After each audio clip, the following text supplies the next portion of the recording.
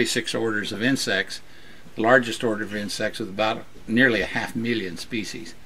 Somebody estimates that beetles, the genus, the order Coleoptera, are about 25% of biodiversity, all of biodiversity. It's like enormous. My little moths and butterflies kind of barely weigh in at about 180,000.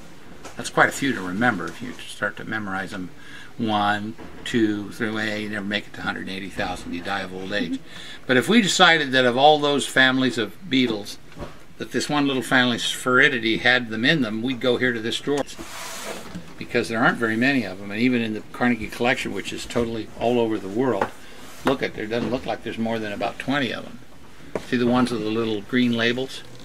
Those ones with the little green labels were taken back at the time of the Civil War in the collection of Mr. Uhlke.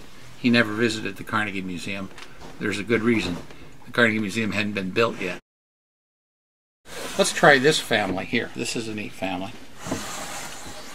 And these are small. We need a microscope for these. Do you see them? Every little single specimen has a tiny little fleck on it. We need a scanning electron microscope to see what those beetles are really like. Look at them. See how tiny they are? But look at them. There's ones in there collected by me. Right there's one that says John Rawlins on it from Ecuador in the rainforest. And here's some from Chile. And I'm looking at some from Alabama. And what's that one? A Costa Rican one. That was also collected by me. Yeah, look at these. These little asterids. And each tray has the scientific name. Hysterdispar, Hystromilitaris, Hystersarcinatus, it goes on and on.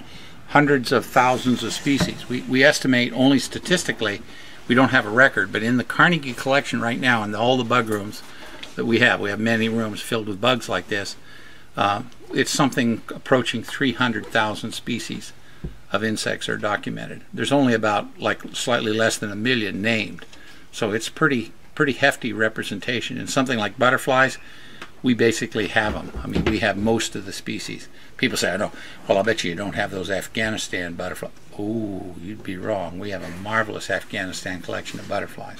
Okay, if you said Afghanistan collection of Teleidae, we'd say, "Ooh, don't tell anybody. We got to work on that. We're not having that representation." Insects are neat. Many big groups of butterflies you can actually identify. You can get a field guide or something and look them up, like birds and stuff. But the vast majority of insects require real expertise.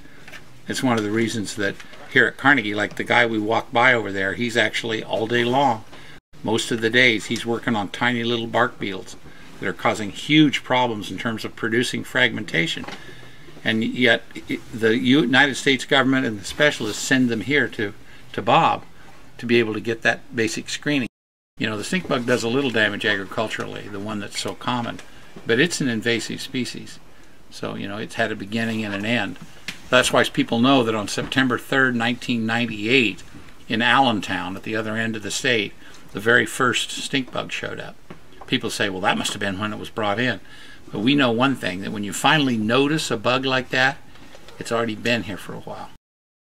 Because a lot of people think that the bug people are crazy, and hidden away in their collection of all these different drawers is a little parade of ants. So we did this actually for the Science Center. Notice they don't have pins around them, but we made it so they looked like they were walking. And these little guys don't have pins. So this was our funny way to entertain ourselves. Bugs in this box, many different species with many different lifeways and genetic systems in just this one drawer, are all in the genus Zolli. You say that Latin-wise, pronouncing the terminal vowel, Zolli. It's the genus Zolli. It's an enormous New World genus with hundreds of species, all mixed up, many undescribed ones. It's really quite a challenge. That'll be your PhD. You'll be working on that one for your PhD.